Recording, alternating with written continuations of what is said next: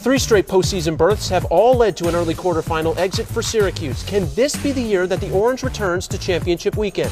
Well, if SU wants to make a run to the NCAA Finals in Foxborough, it will have to do it without some key contributors from last season. We'll take a look at who has left, who has stayed, and who has joined the Orange program. And we'll sit down with senior Brendan Bomberry as well as head coach John Desco ahead of the spring slate. Plus, we'll take a look at a few new wrinkles in the SU schedule. You're watching CitrusTV's 2018 Lacrosse Preview Show, and it starts right now.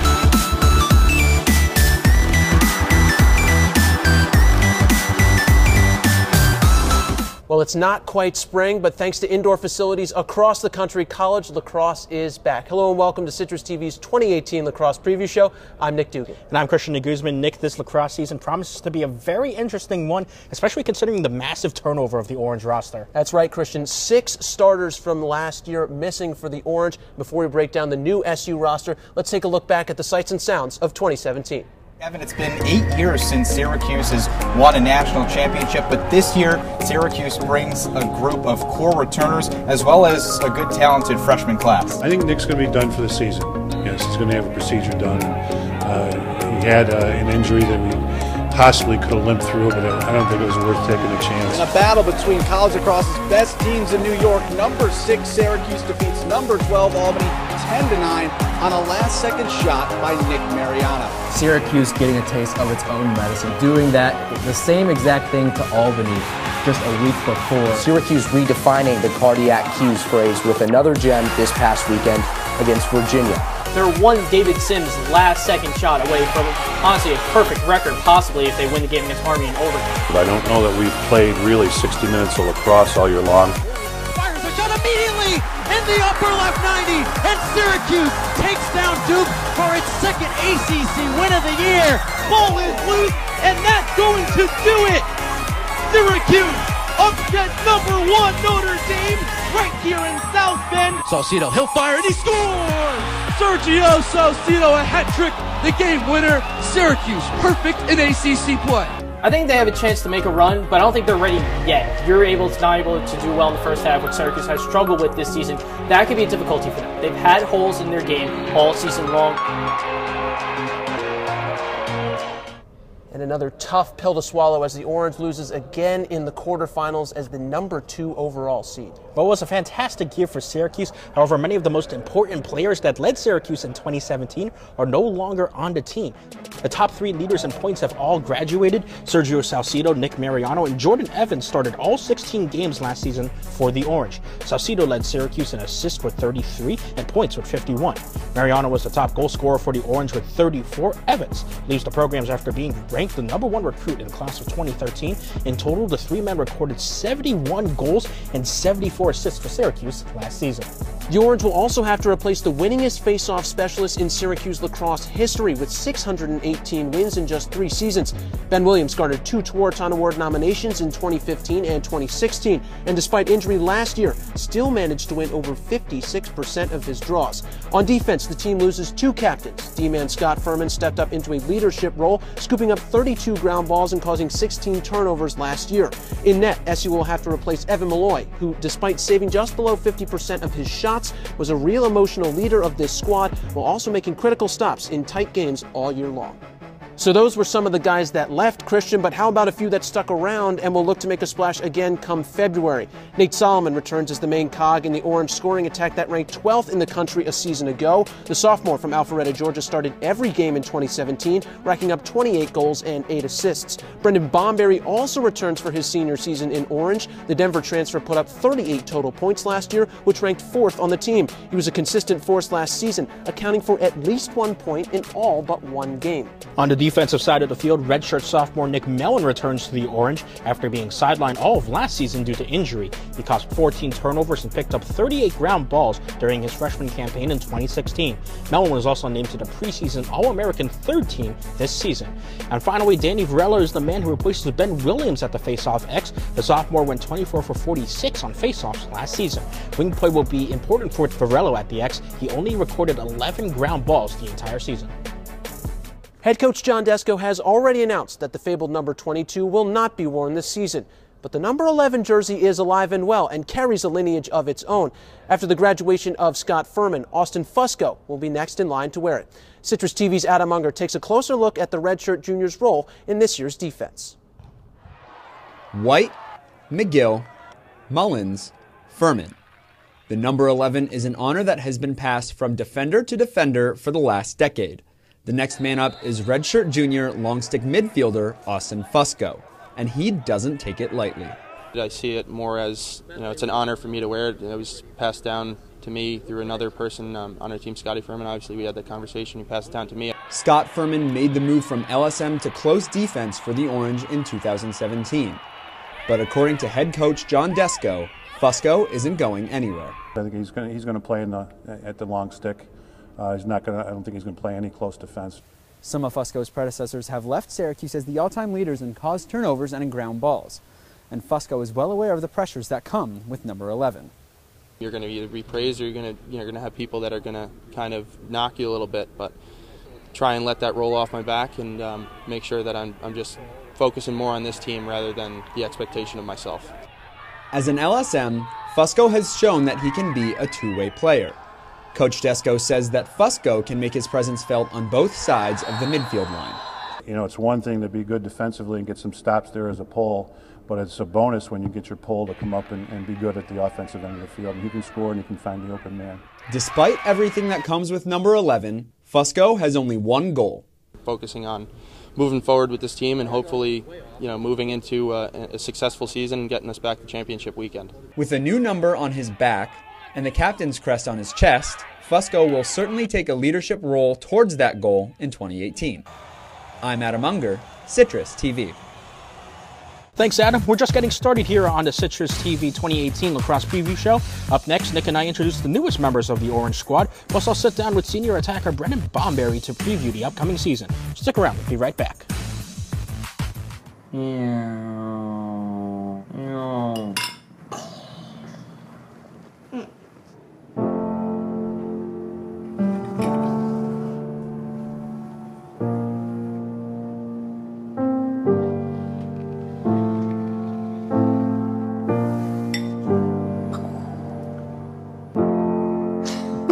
Visit aarp.org/caregiving for information on how to provide even better care for the person who wants to care of you.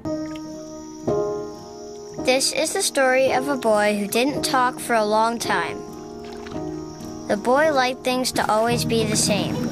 Any changes would scare and upset him. The unknown was an unfriendly place.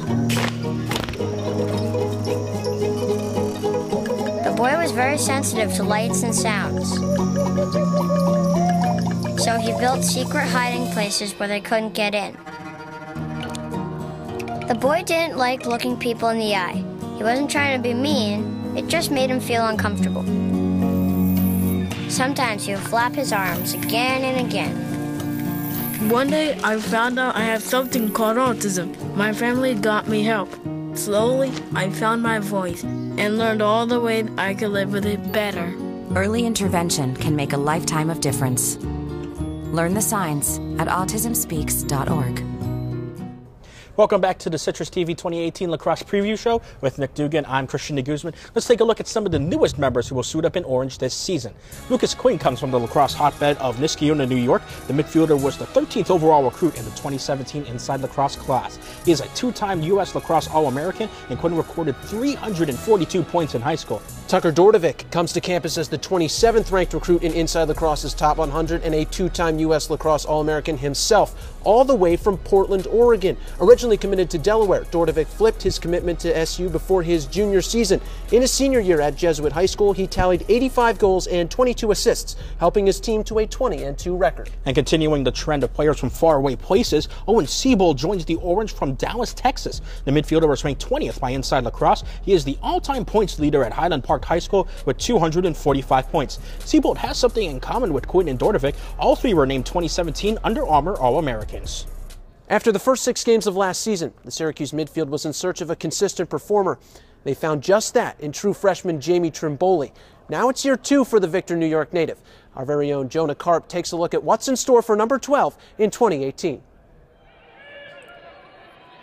Jamie Trimboli was just a freshman last year, but saying he was a crucial part of Syracuse's tournament run might be an understatement. You know, just tremendous ability. He's got that great first step. He's got the speed after the first step. Trimboli appeared in each of Syracuse's 16 games last year and started 10 of them. How rare is that? Well, Trimboli is the first offensive player to start at least 10 games his true freshman year since Pat Parrott did it 11 years ago. Jamie's a great player. You know, he's very hardworking. He's always staying after shooting. And, you know, he's someone that everybody wants to play with when we're scrimmaging and whatnot. Trimboli ended up finishing 5th on the team in goals with 13, including this one. Remember that? That was the game-winning overtime goal against Duke. And get this, that was his first collegiate start. So, what does the sophomore have in store for year number 2? Just getting other guys involved. Last year I was more of like a secondary dodging type guy and shot the ball more than I was feeding. So this year I might be dodging primarily first. Well, there's certainly a lot to look forward to this coming season, and Trimboli is already racking up the accolades, earning all ACC preseason honors. Jonah Karp, Citrus TV.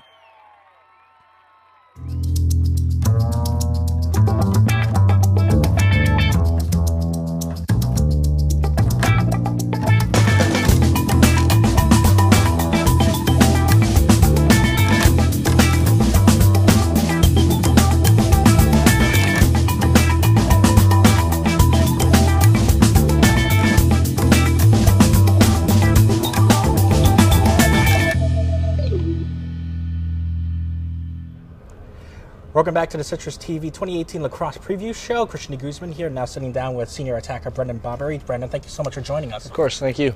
Brendan, last year was your first year in Syracuse after transferring from Denver. How was that first year, finally just gelling with your teammates? It was awesome. I mean, coming in, I didn't really know what to expect, but, you know, the guys really welcomed me in, and they really helped me out with the offense, like guys like Jordan Evans and Sergio Salcido and Nick Mariano. You know, they really helped me, you know, learn the offense quicker and, you know, feel more comfortable on the field, and that really translated to our chemistry on the field, I think. What was the biggest difference between the Syracuse system versus the Denver system that you were used to playing in? I think Syracuse is a lot faster and a quicker pace. You know, Denver, we moved the ball around quite a bit, kind of wore more defenses down, and I think that you know, it was fast, but it was kind of a slower pace. And, you know, here at Syracuse, you know, we would go to the net a lot quicker, and, you know, it's just a quicker offense in general, and I think that's really a key to our success, playing quick. You mentioned guys like Nick, Sergio, and Jordan helping you learn the offense. Now you're kind of in their roles as the senior attacker on the first line. Do you see that kind of as your role now to teach the younger guys the offense? Definitely, it's kind of like a passing a torch. You know, I'm in the same position they were last year, and, you know, the guys are in the same position. Even though I was a junior last year, you know, I was in the same position as they were. You know, new to the program. You know, that's kind of one thing I've really tried to do this fall, work on, is really help these guys out and learn the offense quick as they can, so they can get on the field. And, you know, anytime, I just want to be open with them. You know, if they have any questions, they can come to me anytime. And, you know, I'm really taking that to heart and kind of made it a big priority for me to help them. And so far, it's worked out well. And you also last year moved from the midfield over to attack, switching with Nick. Was that a really big difference for you to change your mentality from the midfielder to an attacker? I mean, it kind of was, yeah. It was the first time I've ever played attack in my career. I mean, I started playing field lacrosse in high school. I never played attack before, so it There's a learning curve for sure. It took me a little while, and like I said, the guys have helped me a lot. And for me, I guess it was kind of the inside game kind of translated over to me kind of well because I played box lacrosse my whole life, and I think that really helped me, give me an advantage to learn it quicker and be successful. And also, as a senior, you were named as a team captain this year. What does that honor mean to you, given to you by your teammates? That's a huge honor. I really wasn't expecting it. I thought, we've been here for a year. I didn't really think I had that much of an impact on them as a leader. But you know what? Being a senior, I knew I was going to have there's going to be a leadership role no matter what, and I think it's a huge honor. I'm really grateful for my teammates. They chose me, and it's been an awesome feeling so far. We have to ask you about Jagger, your son. How is he doing right now? He's awesome. he's getting big. He's going to be 3 here in a couple weeks, and he's excited for the Syracuse season. I was leaving to come back here, and he's helped me pack my bag, make sure I don't forget my stick, don't forget my pads, don't forget my helmet. He was awesome. He loved that, and he's excited to get back to the Dome too. What's the scouting report on Jagger? How good of a lacrosse player is he? He's pretty good. A lot of people are surprised, and I think we'll be seeing him here soon in a couple years. Brendan, thank you so much for joining us. Thank you. Coming up, our men's lacrosse beat reporter Zachary Levine explains how one member of the SU roster finds himself on the turf instead of the ice. And I sit down with head coach John Desco to chat about the upcoming season. Citrus TV's 2018 lacrosse preview show continues next. When they test you, stand firm and move only when you hear the seatbelt click that says they're buckled in for the drive. Never give up till they buckle up.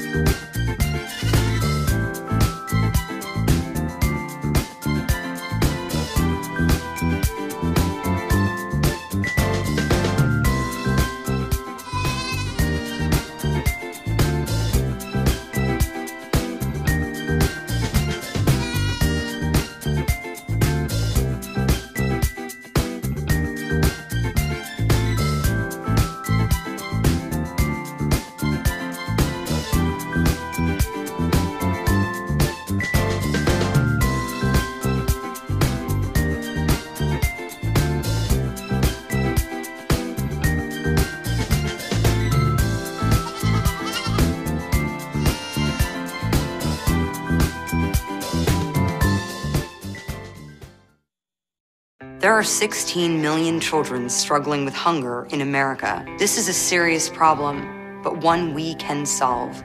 Visit feedingamerica.org to help. Together we can solve hunger. Together we're feeding America. Welcome back to Citrus TV's 2018 lacrosse preview show. Plenty of good stuff packed into these 29 minutes, but our coverage of Syracuse lacrosse and every other sport on the Hill doesn't stop here. Our website, CitrusTV.com, provides in-depth coverage for every Syracuse sport, and make sure you're following us on Twitter, Facebook, and Instagram at CitrusTV Sports for live updates during every Syracuse game. Sophomore defender Connor Flanagan is more than just a lacrosse player. He is also a New York State ice hockey champion. That shouldn't come as a surprise. Connor's dad is Syracuse women's ice hockey coach Paul Flanagan. Citrus TV's Zachary Levine explores the reason that Connor chose to play on the Carrier Dome turf rather than on the ice. Every Syracuse women's hockey fan knows the name Paul Flanagan. Adorning the bench for 10 years, Flanagan has brought positive change to his once small program. Now, there's a bit more to the Flanagan story at Syracuse than you may have first thought. Men's lacrosse, just another hardcore contact sport, just another Flanagan? That's right, Paul Flanagan's son, Connor, plays men's lacrosse for Syracuse. In fact, Flanagan played 3 sports in high school, but his choice to play lacrosse wasn't hard. I always thought it would be, but for hockey, if you want to go, especially Division I, you have to choose so early on. It got to the point where lacrosse, I probably had the better chance of playing, the best level. Now, while hockey and football are also his passions, Flanagan has no regrets about playing Division I lacrosse here in Syracuse.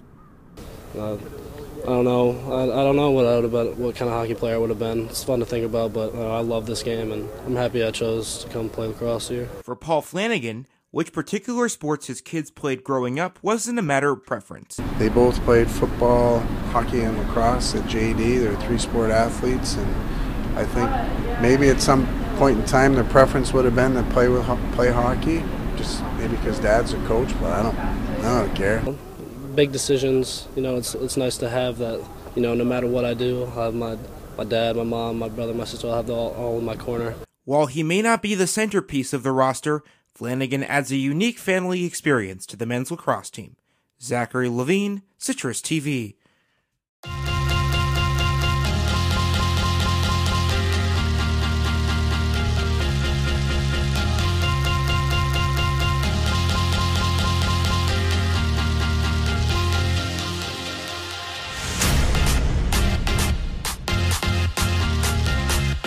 I think it's more a desire than pressure that we'd like to get back there and like to bring home another trophy. I know a lot of these guys came here because they wanted a shot at that. So depending on how we improve throughout the year, will determine how we do at the end. Here ahead of his 19th season at the helm of the Syracuse Orange men's lacrosse program, Coach John Desco. Coach, thanks so much for joining us. Well, thank you for having me. Coach, I have to start with the interruption that you guys had this fall, missed some time. What did that fall look like, and how did it affect your players and your staff? Well, it was really different, especially for the staff because, like you mentioned, 19 years as an assistant coach, you get in the flow of things, and especially that time of year. So that, we practiced for about a week and a half, then we took 2 or 3 weeks off, and we were able to get a week back before Thanksgiving. And Thanksgiving break, and then we had finished our practices after that, so another interruption in between. But we got our practices in, and we did the things that we normally do in the fall. So other than missing the scrimmages in the fall, we had a good fall practice. All right, and so from last season, you guys graduated a lot of starters across the board, not just starters, though, all of your captains from last year. You have some returning guys, though. Who of those returning guys do you think is ready to step up and take that leadership role? Well, I think naturally a lot of the seniors, are doing that. And we had some A captains with Bomberry and Ryan Simmons step in to give us some more help with the other captains. So we've got 6 guys there that we feel good about, and they've been doing a good job leading this team on and off the field. All right, and now switching over to the offensive side of the ball, you guys lose Sergio Salcido, Jordan Evans, Nick Mariano. It's 145 points graduated from last year. You bring in a couple of freshmen, 4 in fact, in the top 100 ranked in Inside Lacrosse on offense. Who do you think of the new guys steps up and has an immediate impact this season? Well, we've got guys that have been doing a really good job. Tucker Dordovic, for one, has come in very athletic, strong player, a big offensive threat, a little bit like Jamie Trimboli as far as a good dodger going the goal, has really worked on his offhands.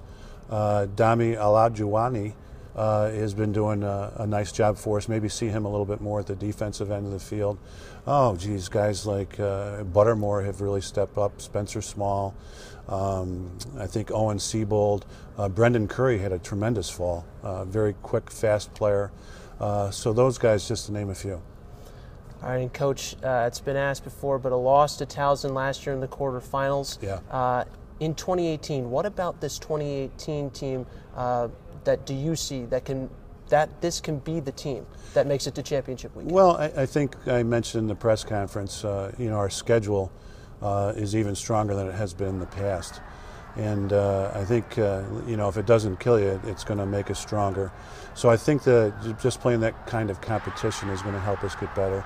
And I've already seen from our younger players improvement over the 5 weeks that we went in the fall.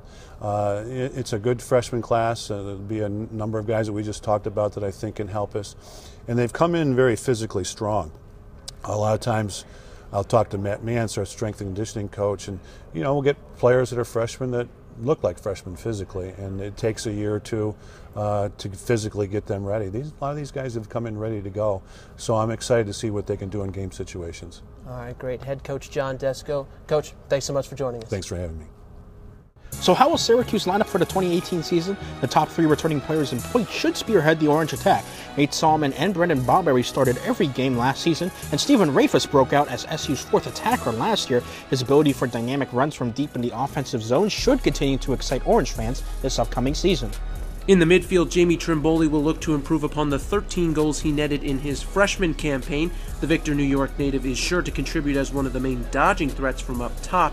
Also on the starting unit, expect to see sophomore Peter Dirth. He appeared in 11 games last year, scoring 4 goals and adding 1 assist. The last spot could see any number of players, but we'll give the nod to true freshman Tucker Dordovic. He joins the Orange all the way from Portland, Oregon, and comes in as the 27th overall recruit, according to Inside Lacrosse.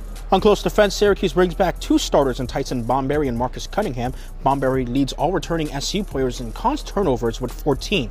He and Cunningham started all 16 games last season alongside Scott Furman.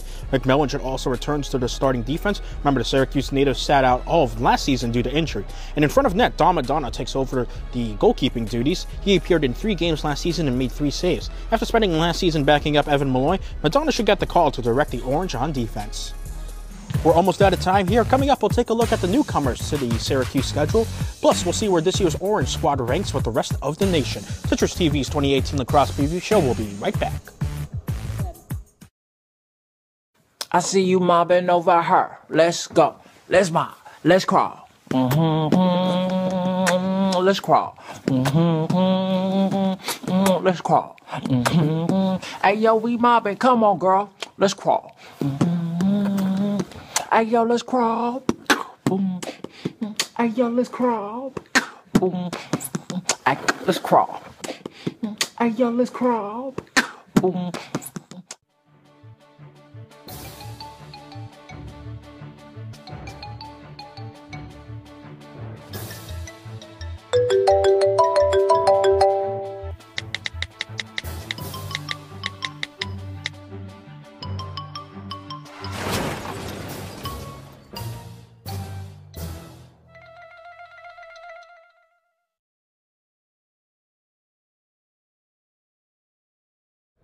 We're just about done here on CitrusTV's 2018 Lacrosse Preview Show, but before we go, let's take a look at this year's schedule. And Christian, it's not just a copy and paste from a year ago. February starts off with the usual trio of non-conference matchups at home.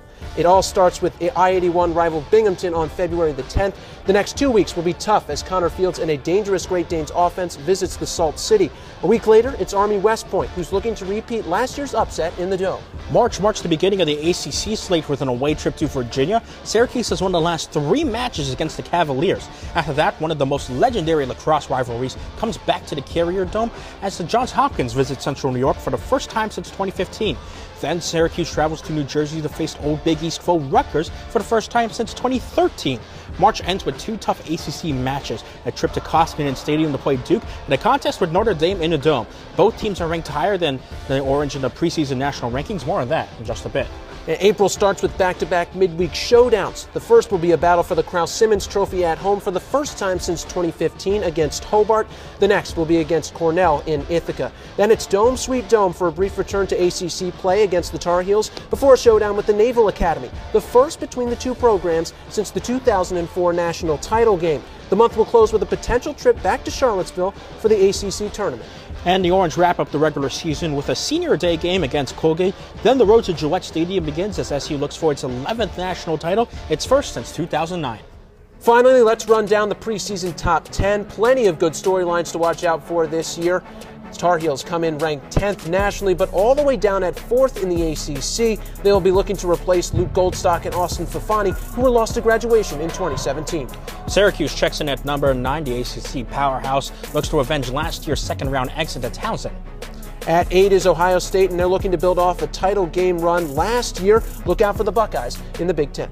Also in the Big Ten, Rutgers at number 7. The Scarlet Knights proved to be very strong last year, checking at number 1 for a week.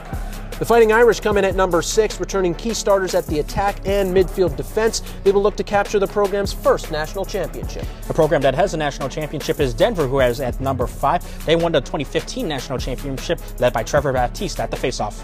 The defending national champs come in at number 4. Maryland will have to repeat without its Tewaaraton Award winner Matt Rambo and roommate Colin Heacock, who put up a combined 144 points last season. Perennial Tewaaraton candidate Ben Reeves and Yale check in at number 3. They lost 11-10 to Syracuse last year in the first round of the NCAA tournament. Albany takes the second spot, and number 1 overall prospect Tehoka Nanticoke joins Connor Fields, making the Great Danes perhaps the scariest offense in the entire country. But continuing the trend of great attackers, Justin Gutterding and Duke checking at the number 1 spot, the Blue Devils, the team to beat in the 2018 lacrosse season. Well, that does it for us here in the Ensley Athletic Center for Citrus TV's 2018 Lacrosse Preview Show. Make sure you're following Citrus TV Sports on Twitter, Facebook, and Instagram for live updates throughout every game this season, and check CitrusTV.com for more Syracuse sports content. For our entire crew, that's Christian Guzman. I'm Nick Dugan, saying thanks for watching.